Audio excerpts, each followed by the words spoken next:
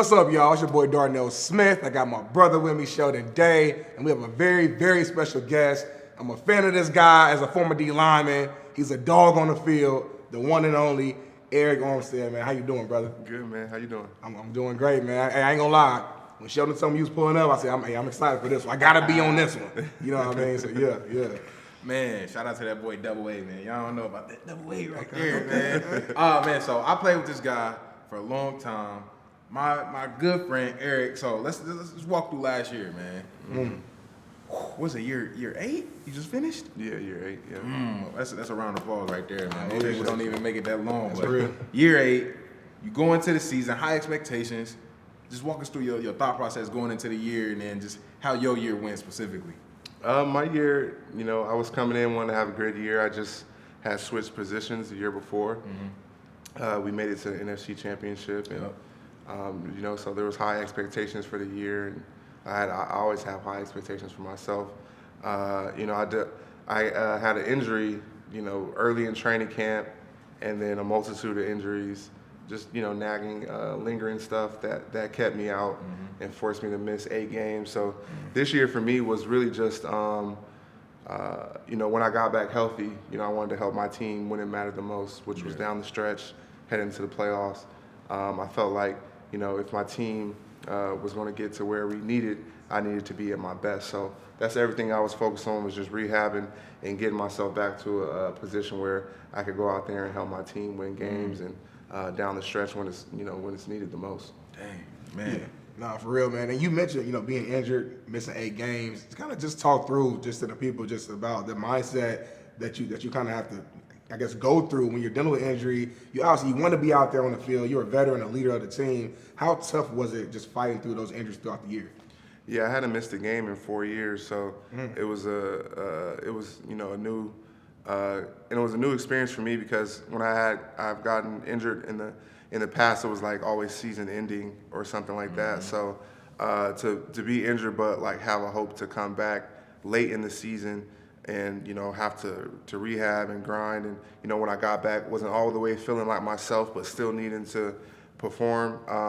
It was a new experience for me, and I think I handled it well considering the circumstances, and I learned a lot throughout the year about myself, and I know what I'm capable of, and when the lights are the brightest in the playoffs, I'm going to perform and help my team win games. So That's facts, man. Listen, I got to ask you this, man. I know back in high school, me and Sheldon played together, and I know what it's like playing it alongside another beast on the field. You guys have an amazing, front. You, Bosa, the whole line. Let's talk about just how playing alongside other great players just makes the game easier for you and just makes it fun.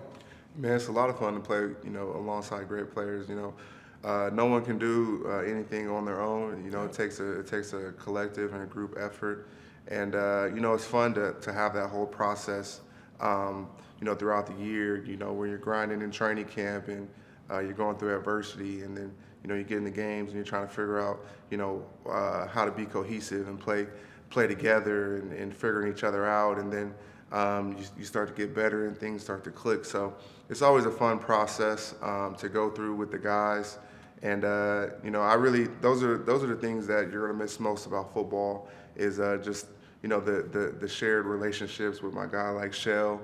The shared relationships, the adversity that we face, those dog days in training camp where we gotta, get through it and make jokes on each other or try to have fun in some way. In the locker room, those are gonna be the times you miss the most. For sure. And then you talk about that brotherhood that we share on the field.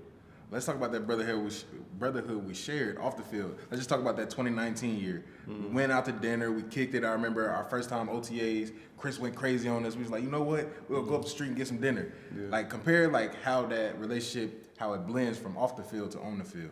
Yeah, it's definitely key to have that relationship off the field as well, and they both go hand in hand. And that year was a special year. Obviously, we had one of the most special D lines, I feel like, in NFL history. But it really started in OTAs. It started. We were lifting every day together, training, and we all knew we had a new scheme to figure out. So we were all locked in, and trying to figure it out together, and everybody's technique got changed.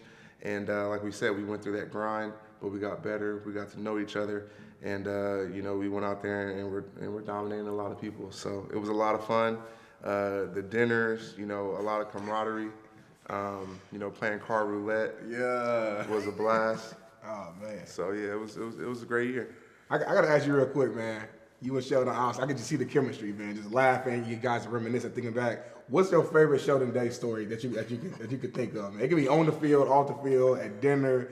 I know this is my brother, babe, so I know how he is. It got to be a funny story or this moment or something that comes to mind. I'm interested to hear this stuff. I mean, Shell's a goofball in general. Yeah. But my favorite Shell day is we were in Youngstown, Ohio. Okay. We had just finished playing the Tampa Bay Buccaneers in Week 1, and we're in Youngstown because we're playing Cincinnati. So we didn't go back home. We stayed on the East Coast.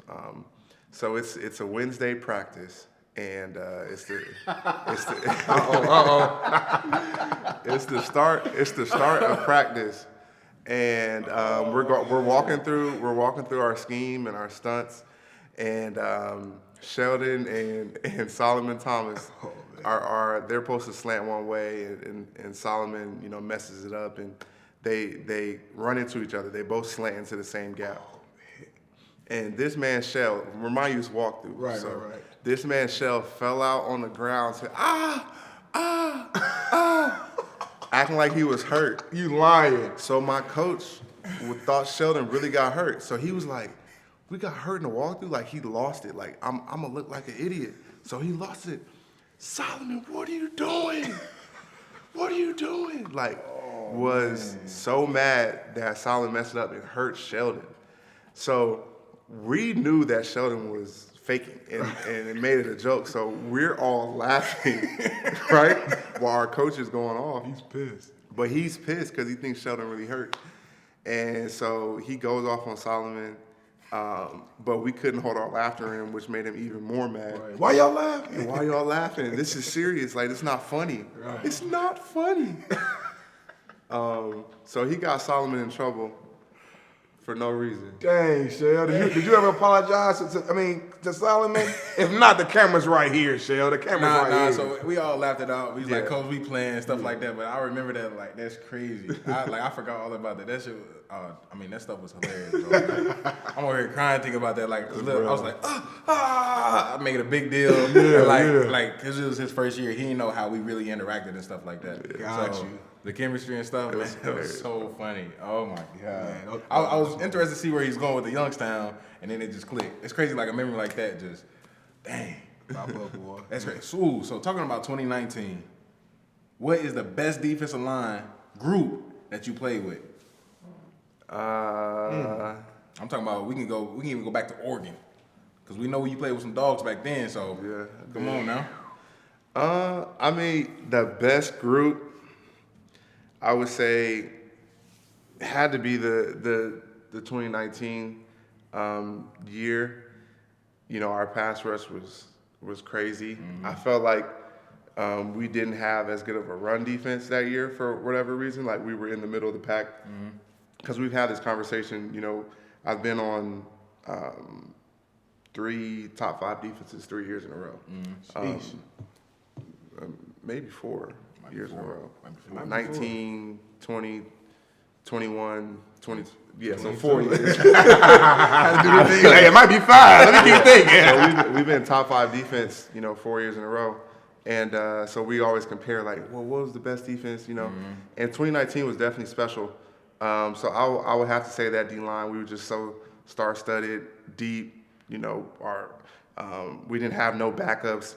Our considered backups were starters in the NFL, and we were dominating people. But we did play better, run defense, and we also, I think 2021 we had better run defense, and I think we had more sacks as well too, possibly. I know, like, we went on a crazy run of sacks. Yeah, I think if you include the playoffs. We had more sacks. Maybe, I don't know. 2019, we was eating. So we had TJ Ward in here earlier. He was talking about greatest defense of all time. Would you consider 2019 49ers defense one of the greatest compared to the Denver Broncos that won the Super Bowl? No, I don't feel as though we could be up there with them from a statistical standpoint. Okay. We were number one in pass defense, but we were middle of the road, like 20th, like teens or something in run defense. This year, we were on we did some historical stuff. Our defense. We held teams under 70 yards rushing 7 weeks in a row. Oh wow. Which tied a record with the 2000 Baltimore Ravens. Which, okay. Yeah. Now you're talking about. Yeah. Now you're talking about. So I think when you talk about best defenses, you look at 85 Bears, 2000 Ravens, right? 2000 Ravens, definitely Denver in there. What they did with 13 Seahawks. Seahawks, and I'm sure you got Steel Curtain back in the day. I don't know what they were doing, but they got a cool nickname. You got the Purple People Eaters back in the day. So I don't know what all they were on, but I think you got to go from a statistics standpoint. Okay. When you talk about historical defenses. Okay. I feel that. So he was talking about statistics and stuff like that. They said they was number one. I think they was number two in total defense, but every other category. They had some dogs on that Broncos team. No, it was crazy. They had. That was Prime Von Miller. You know what I mean? Prime Von. You had DeMarcus Ware, Shane Ray, Malik Jackson, Derek Wolfe. Yep. The DBs was crazy. Yeah. So no, they were great defense. They were rolling. Yeah, man. Sorry, Sham. Man, I don't care. I'm biased. You feel me? And they won the Super Bowl. Yeah, so that was his main point. And it was the defense. And it was the defense won the Super Bowl. True. Yeah. You know what I'm saying? True. So, if we would have won that Super Bowl, it might be a different conversation. No, I feel crazy though, man. Y'all play your way. It's another conversation. So, but man, let's talk about you off the field, man. I mean, like we know you as the football player. I thought you're doing so much outside the field, from business and all types of things. So, I mean, talk about your interests and what you're into away from the game. Yeah, I have a lot of interest, things I'm trying to work on. Obviously, one being my biggest passion is my nonprofit, Armstead Academic Project, which we focus on education equality and ensuring that every student, no matter their socioeconomic status, has the resources and tools they need to be successful. And I'm passionate about that, and we're continuing to build that. So that's been great. And from a business standpoint, I like to align myself with companies that morally align with how I think and the way I see the world. And I like to offer my perspectives, my platform to these companies, try to help them grow, but also I'm gaining knowledge and different things throughout the process. So that's been super fun for me. I've been working with some cool companies from an advisory standpoint. So on the back end stuff you don't see, I'm not necessarily all the time posting and doing endorsements, but I'm in the meetings, I'm getting to know what's going on, and also I'm able to be a spokesperson for them too. So that's been a lot of fun for me. Working on those two things, and I want to make those sustainable and long-lasting far when I'm done playing. That's dope, bro. That's dope. You always hear the stories about professional athletes in various sports make all this money, but they don't really know what to do with it. You know what I'm saying? They don't have the education or the knowledge. Go ahead, blow it. Just blow it. Let's be real, man. You grow up, maybe you ain't have much, whatever your story is, you get this bag and you just blow it. What was it about you that wanted to make you go in a different direction? Like, did you have some mentors, some OGs on your team that kind of pointed you in the right direction? Yeah, for sure. I feel as though the thing that really saved me, I want people to understand that if you don't get a second deal, it's hard to, be, if you don't get a second deal in the NFL, it's hard to have that financial freedom. Like, majority of people are going to have to get a job, you know what I'm saying? They're going to have to do something. I was fortunate enough to receive, a big second contract, but if it wasn't for that, I wouldn't be, financially free and just having to really, stress and figure out like, dang, what I'm going to do when I'm done to, I have, if you're fortunate enough to play, still, you have some money and hopefully you save it. But, you're still going to have to get a job. You're still going to have to figure out something to do. You're still going to have to figure out a way to pay the bills and keep money coming in. And so I think that's one thing that the perception of that like everyone in the league or everyone who play professional sports are like set for life, and that's not like the reality. And so, my mindset of while I was a younger player was just to I always had a goal of getting to a certain amount in the bank so I can be financially free. And so I made sacrifices, I made mistakes sometimes, but that was always in the forefront of my mind, was to get to a certain point where I could choose if I wanted to work again. I could choose how I spend my time, because we go through so much, beating our bodies up, go through so much. We deserve that, and you gotta treat yourself to that. And so I definitely had some people along the way who have helped me, and I've learned some lessons just from other people's mistakes and seeing, and I'm definitely glad that I feel like our generation of athletes are doing much better on with our finances.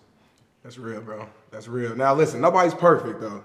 Tell me a time when you blew the bag though. I know it's got to be maybe it was that first big check you got. There had to be a moment when you said, you know what, let me treat myself. Keep it real with me. It's Players Day off. What type of bags are we talking? I mean, everybody got this bag to you. It was bag to me. That's what it's a bag to you. It's just different. I don't know what a bag is to you. We can say second deal Arik bag. Okay. Second deal. Yeah. There where you like, dang, should I have done that? I mean, there's always those kind of, second guesses. I made a couple big purchases, but I really haven't done nothing too crazy. Like I don't really wear jewelry. I bought one chain one time, and I wore it for a little bit, and I was like, it's like, it's cool. I had it. I got it. You know what I'm saying? And I wore it, and I'm done with it. So I turned it into a necklace and a necklace and a bracelet for my wife. Oh, okay. So I repurposed that. I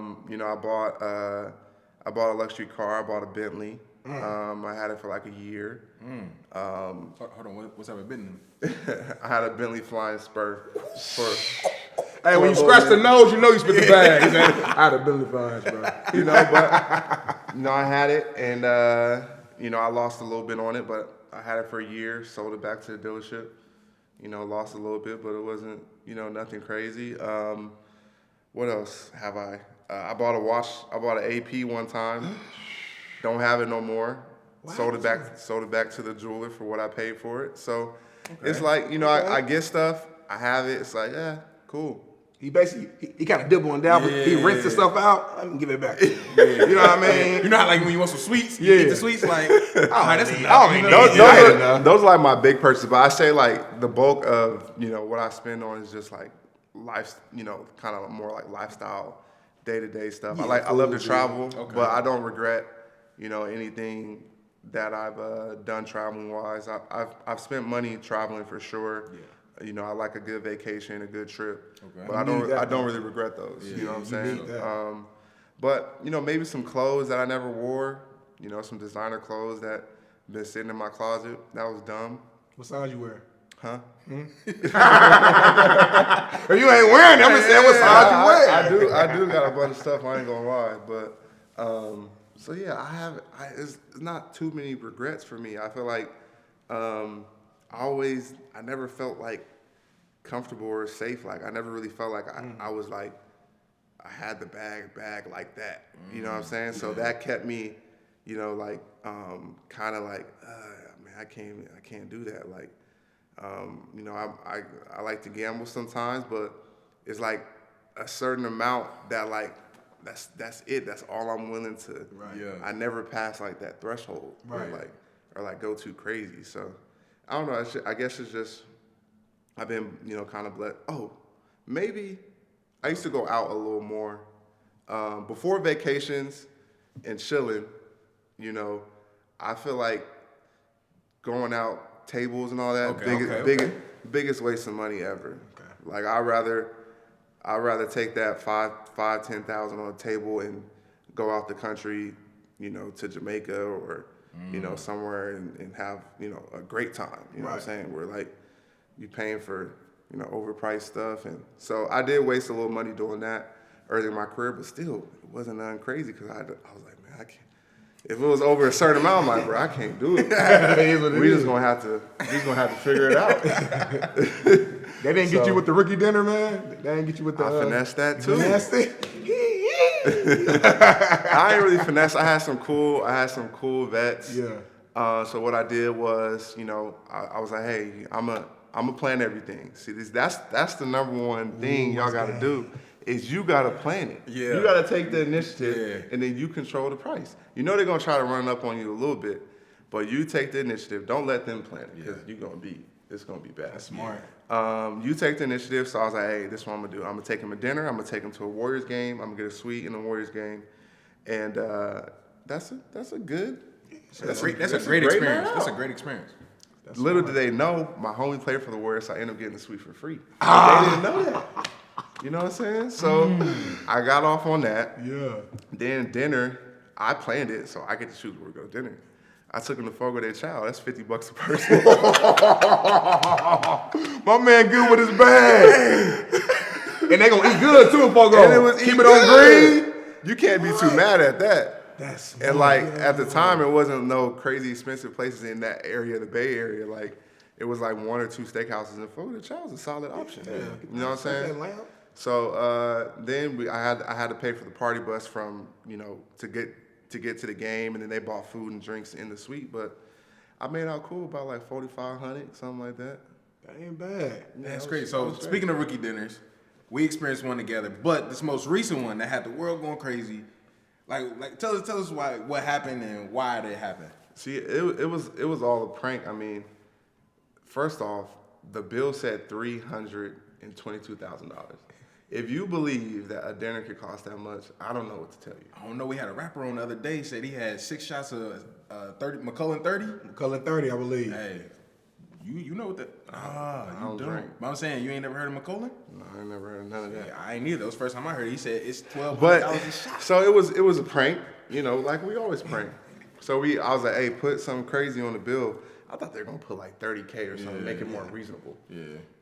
They put that on there, and we have fun with it, and people's reactions to it. Man, that's crazy, blah blah blah. Why y'all do it like that? But I feel I'm a vet on the team. I've been on the D line the longest. I would never do a rookie like that. For sure. I had good vets. They never treated me in any type of way, and so I would never do nothing like that to no rookie. For sure. So I actually chipped in and paid.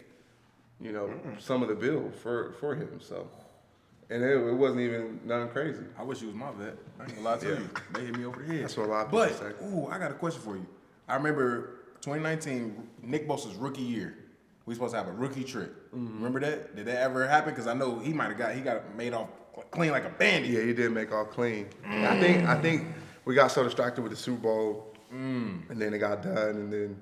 It just never transpired. So you think we should hit him up and try to reschedule that, or? Yeah, I don't know if you can backtrack. Is it too late? I'm gonna ask. I don't know if we got reparations on the rookie dinner.